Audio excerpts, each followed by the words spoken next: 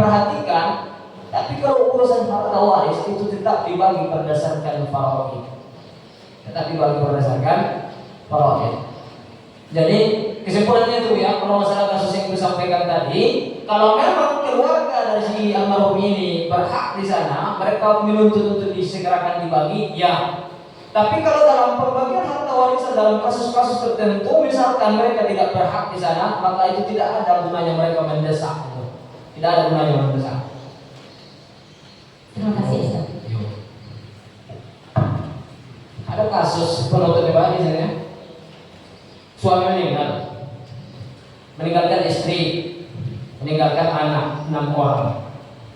Ya, si istri ini di antara 6 orang anak ini masih ada yang belum berumah tangga.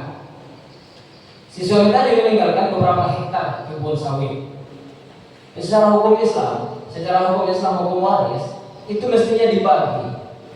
Ketika suami meninggal itu kan dibagi. Ada bagian si istri, ada bagian anak-anak.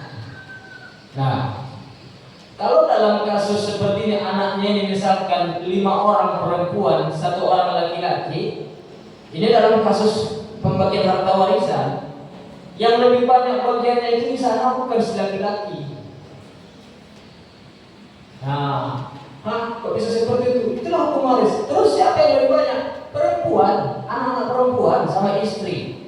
Istri dapat sepertiga, kemudian anak-anak yang perempuan.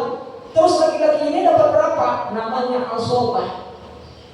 Sisa setelah dia ambil bagian si ibu, setelah dia ambil bagian si anak perempuan. Berapa sisanya yang disebut dengan asobah? Itu bagian si laki-laki tadi. Tapi katanya laki-laki itu mendapat 2 bagian dari perempuan. Iya, secara hukum normal. Tapi dalam kasus ini, anak ini mendapat bagian asobah.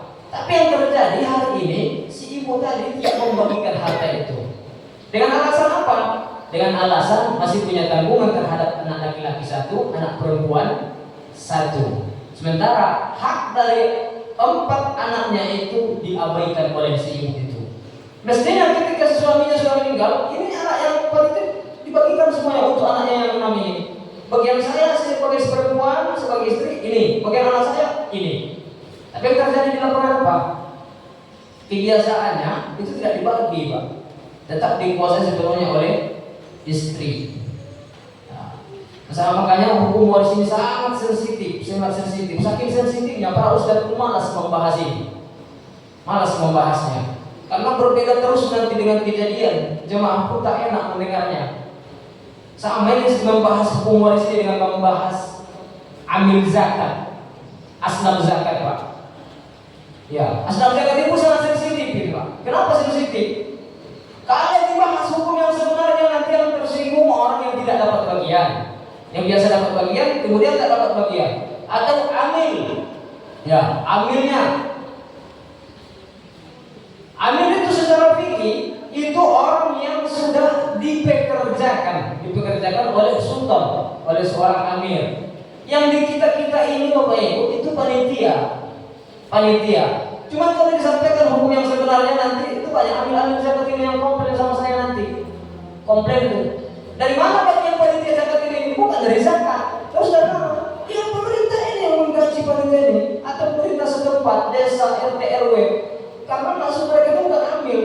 Amil itu Badan Amil Zakat Nasional Kabupaten, turun ke bawah UVZ yang di-SK-kan langsung oleh pemerintah. Dari sana gajinya. Nah, dari sana bagiannya. Yang terjadi apa hari ini? Amil di tempat kita ini mengambil bagian dari zakat. Yang anehnya lagi, dari zakat yang terkumpul ini cuman dapat 4 asnaf. Bagi, ambilnya ada 5 orang. Bagian 1/8-nya itu dapat 10 juta.